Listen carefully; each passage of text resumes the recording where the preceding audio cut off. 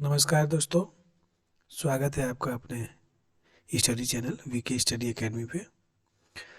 दोस्तों, आज के इस वीडियो में हम लोग स्टैटिक जीके पार्ट के एंशिएंट हिस्ट्री से बौद्ध धर्म टॉपिक पे क्वेश्चन कवर करेंगे। पिछले वीडियो में हम लोग जैन धर्म टॉपिक पे क्वेश्चन कवर किए थे। उसी क्रम में आज बौद्ध धर्म पे क्वेश्चन करेंगे। दोस्तों, इस वीडियो में जितने भी क्वेश्चन लिए गए हैं वो बहुत ही इंपॉर्टेंट क्वेश्चन है और किसी न किसी एग्जाम में पूछे गए हुए हैं। तो चलिए वीडियो को स्टार्ट करते हैं। आज का हमारा टॉपिक है बौद्ध धर्म। इसमें पहला क्वेश्चन देखते हैं। पहला क्वेश्चन, गौतम बुद्ध का जन्म कब हुआ था? तो गौतम बुद्ध का जो जन्म हुआ था वो 563 ईसा पूर्व में हुआ था और इनकी जो मृत्यु हुई थी वो आपका 483 ईसा पूर्व में हुई थी। नेक्स्ट क्वेश्चन देखते हैं। अगला क्वेश्चन में गौतम बुद्ध का जन्म कहाँ हुआ था? तो गौतम बुद्ध का जन्म लुम्बिनी में हुआ था। अगला क्वेश्चन है, गौतम बुद्ध के बचपन का नाम क्या था?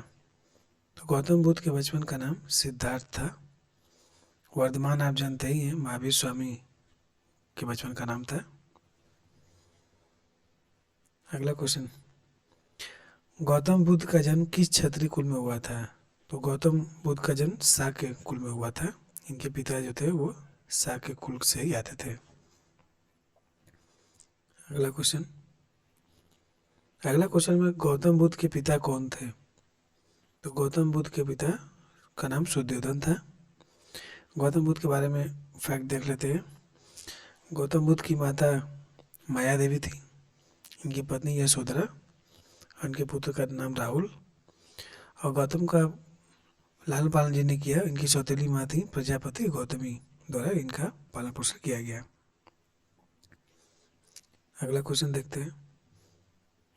अगला क्वेश्चन है, गौतम बुद्ध द्वारा 29 वर्ष की अवस्था में गृह त्याग किया गया जिसे बौद्ध धर्म में कहा जाता है। तो गौतम बुद्ध के गृह त्याग को बौद्ध धर्म में क्या कहा जाता है? तो इसको आपका बौद्ध धर्म में महाभिनिष्क्रमण कहा जाता है। अगला क्वेश्चन देखते हैं। अगला क्वेश्चन, गौतम बुद्ध के प्रथम गुरु कौन थे? तो गौतम बुद्ध के प्रथम गुरु आपका आलार कलाम थे। अगला क्वेश्चन, गौतम बुद्ध को किस नदी के किनारे ज्ञान की प्राप्ति हुई थी? तो गौतम बुद्ध को निरंजना नदी के किनारे ज्ञान की प्राप्ति हुई थी, जो वर्तमान में फल्गु नदी के नाम से जानी जाती है। अगला क्वेश्चन, गौतम बुद्ध को किस स्थान पर ज्ञान की प्राप्ति हुई थी? तो गौतम बुद्ध को बोध गया में ज्ञान की प्राप्ति हुई थी। अगला क्वेश्चन देखते हैं। अगला क्वेश्चन है, गौतम बुद्ध ने अपना पहला उपदेश कहाँ दिया था? तो गौतम बुद्ध ने अपना पहला उपदेश सारनाथ वाराणसी में दिया था। प्राचीन समय में वाराणसी को ऋषि पत्तनम कहा जाता था। ऋषि पत्तनम कहा जाता था। अगला क्वेश्चन देखते हैं। अगला क्वेश्चन में गौतम बुद्ध का पहला उपदेश क्या कहलाता है? तो गौतम बुद्ध का जो पहला उपदेश है वो ऑप्शन से धर्म चक्र प्रवर्तन कहलाता है। अगला क्वेश्चन है आपका, गौतम बुद्ध ने अपने उपदेश किस भाषा में दिए? तो गौतम बुद्ध ने अपने उपदेश पाली भाषा में दिए। और इससे पहले जो जैन धर्म था महावीर स्वामी, उसमें आपका प्राकृतिक भाषा लिया गया था और बौद्ध धर्म में आपका पाली भाषा में इसके उपदेश दिए गए हैं। अगला क्वेश्चन है, गौतम बुद्ध ने सर्वाधिक उपदेश कहाँ पर दिए? तो गौतम बुद्ध ने सर्वाधिक उपदेश आपके श्रावस्ती में दिए, जो प्राचीन में कौशल देश की राजधानी थी। श्रावस्ती कौशल देश की राजधानी थी। अगला क्वेश्चन है, गौतम बुद्ध की मृत्यु कब हुई थी? तो ये हम लोग ऊपर ही देख लिए, गौतम बुद्ध की मृत्यु 483 ईसा पूर्व हुई थी। कहाँ हुई थी? तो ये कुशीनारा देवरिया उत्तर प्रदेश में हुई थी।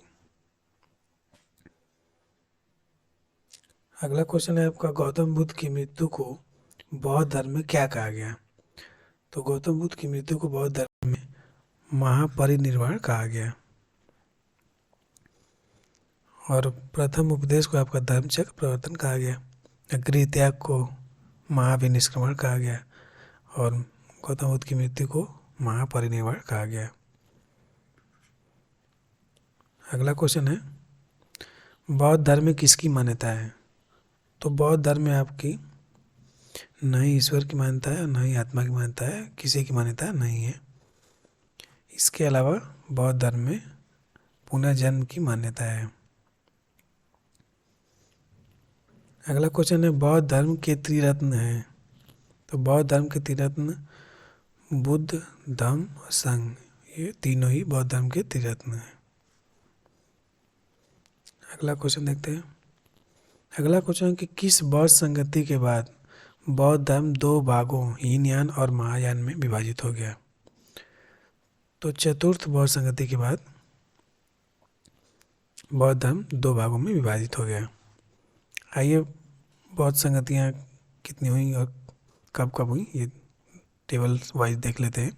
तो जो प्रथम बौद्ध संगति हुई वो अजातशत्रु के शासनकाल में महाकश्यप की अध्यक्षता में 483 ईसा पूर्व में राजगृह में हुई थी। जो दूसरी बौद्ध संगति हुई वो कालाशोक के शासनकाल में 383 में वैशाली में हुई। इसकी अध्यक्षता सभाकर्मी द्वारा किया गया। और तृतीय बौद्ध संगति जो हुई वो 255 ईसा पूर्व में अशोक के शासनकाल में पाटलिपुत्र में की गई।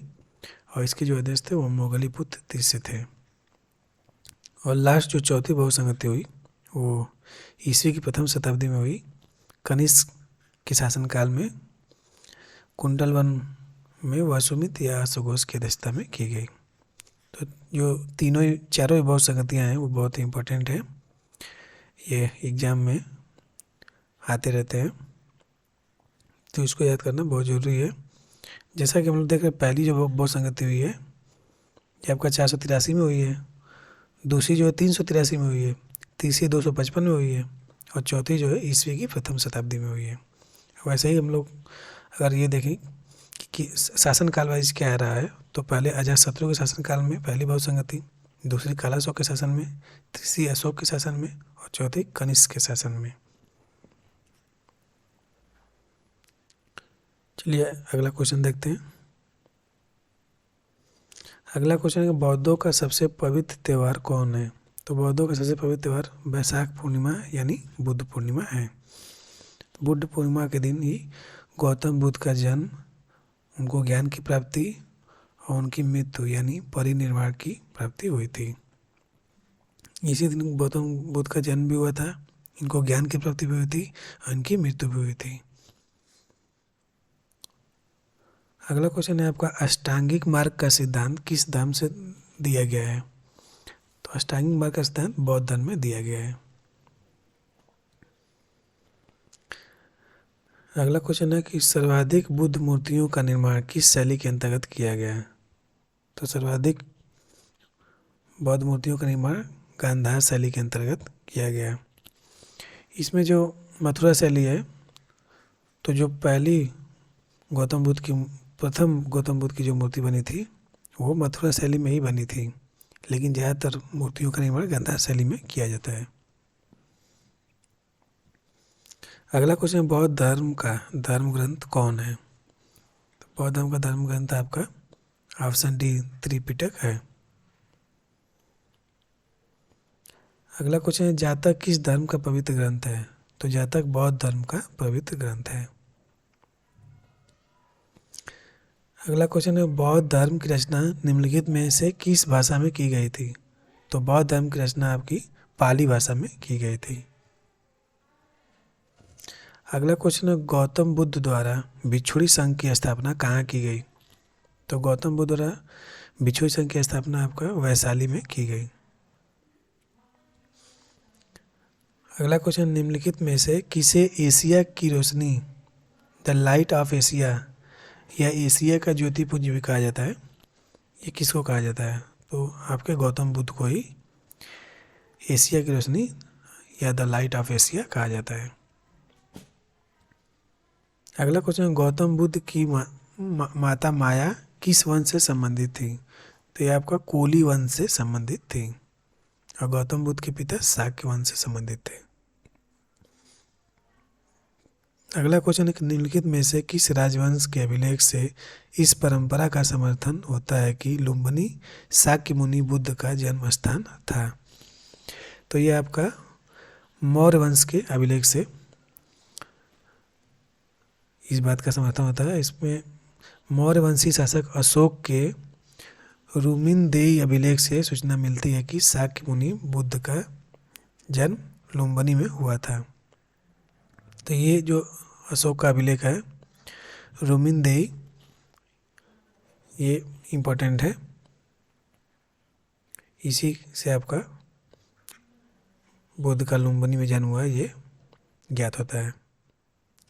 अगला क्वेश्चन है कि महात्मा बुद्ध का परिनिर्वाण किसके गणतंत्र में हुआ था? तो ये आपका मल्लवों के गणतंत्र में हुआ था। अगला क्वेश्चन है कि महापरिनिर्वाण मंदिर अवस्थित है? तो महापरिनिर्वाण मंदिर जो आपका है कुशीनगर उत्तर प्रदेश में अवस्थित है। यह विश्व का सबसे पवित्र बौद्ध मंदिरों में से एक है। अगला क्वेश्चन है, गौतम बुद्ध द्वारा अपने धर्म में दीक्षित किए जाने वाला अंतिम व्यक्ति निम्नलिखित में से कौन था? तो अंतिम व्यक्ति आपका सुभद्र थे। अगला क्वेश्चन है, भारतीय कला में बुद्ध के जीवन की किस घटना का चित्रण मृग सहित चक्र द्वारा हुआ है? तो जो गौतम बुद्ध का प्रथम उपदेश था उसका चित्रण मृग सहित चक्र द्वारा हुआ है। अगला क्वेश्चन, महात्मा बुद्ध के उपदेश किससे संबंधित हैं? तो महात्मा बुद्ध के जो उपदेश हैं वो आचरण की शुद्धता व पवित्रता से संबंधित हैं। अगला क्वेश्चन है कि बौद्ध संघ में भिक्षुणी के रूप में स्त्रियों के प्रवेश की अनुमति बुद्ध द्वारा दी गई थी? तो ये बुद्ध द्वारा वैशाली में दी गई थी।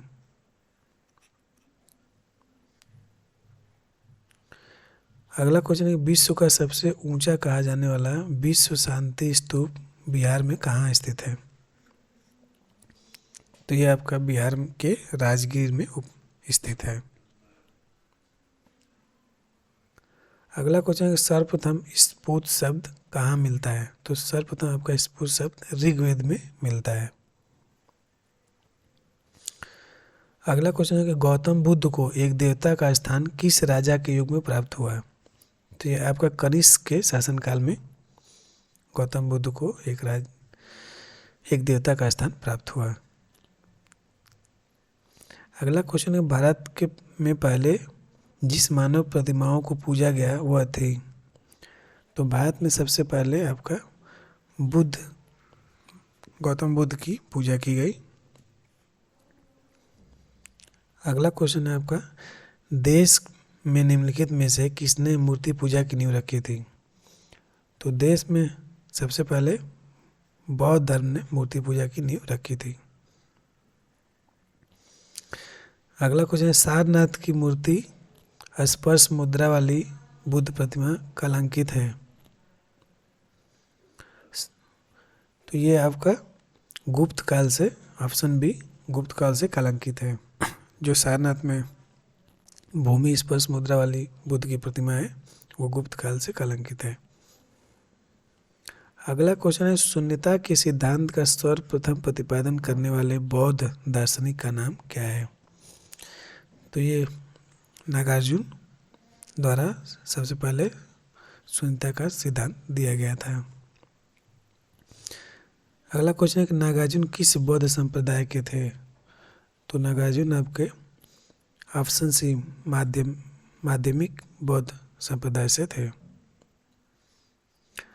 अगला क्वेश्चन है कि बौद्ध शिक्षा का केंद्र है? तो बौद्ध शिक्षा का केंद्र आपका विक्रमशिला है। इसके अलावा भी प्राचीन काल में 3 प्रमुख बौद्ध शिक्षा के केंद्र थे। उसमें पहला नालंदा, दूसरा वल्लभी और तीसरा विक्रमशिला। अगला क्वेश्चन है, नालंदा विश्वविद्यालय के स्थापन का युग है? तो नालंदा विश्वविद्यालय की स्थापना गुप्त काल में हुई थी। इसकी स्थापना कुमारगुप्त द्वारा की गई थी। अगला क्वेश्चन है कि बौद्ध तथा जैन दोनों ही धर्म विश्वास करते हैं। तो दोनों ही धर्म किस में विश्वास करते हैं? तो ये दोनों ही धर्म आपका कर्म तथा पुनर्जन्म के सिद्धांत में विश्वास करते हैं। आगे देखते हैं जो गौतम बुद्ध के जीवन से संबंधित बौद्ध धर्म के प्रतीक क्या क्या है। तो इनके जन्म का जो प्रतीक है वो कमल एवं सांड है। गृह त्याग का जो प्रतीक है वो घोड़ा है। ज्ञान का प्रतीक है पीपल, जिसको बोधि वृक्ष भी कहते हैं। और जो इनके निर्वाण का प्रतीक है वो पद चिन्ह है। और मृत्यु का प्रतीक जो है स्फूत है। स्तूप जो है आपका इनकी मृत्यु का प्रतीक है। ये भी ज़्यादातर एग्जामों में पूछा जाता है कि कौन सी घटना किस प्रतीक को दर्शाती है। इसके अलावा कुछ नोट्स देख लेते हैं। इससे पहला पॉइंट है कि बौद्ध धर्म के प्रमुख अनुयायी शासक थे, वो थे बिंबिसार, प्रसेनजीत एवं उदयन। दूसरा पॉइंट है कि तीसरा को क्षीण हो जाने की अवस्था को ही बुद्ध ने निर्वाण कहा है। तीसरा पॉइंट यह है कि निर्वाण बौद्ध धर्म का परम लक्ष्य है, जिसका अर्थ है दीपक का बुझ जाना, अर्थात जीवन मरण चक्र से मुक्त हो जाना। चौथा पॉइंट है धार्मिक जुलूस का प्रारंभ सबसे पहले बौद्ध धर्म द्वारा प्रारंभ किया गया। और पांचवा पॉइंट है अनिश्वरवाद के संबंध में बौद्ध धर्म एवं जैन धर्म दोनों में ही समानता है, मतलब दोनों में ईश्वर की मान्यता नहीं है। छठा पॉइंट है गौतम बुद्ध की प्रथम मूर्ति मथुरा कला के अंतर्गत बनी थी। तो ये हम लोग पीछे डिस्कस कर चुके हैं। गौतम बुद्ध की प्रथम जो मूर्ति थी वो मथुरा कला के अंतर्गत बनी थी।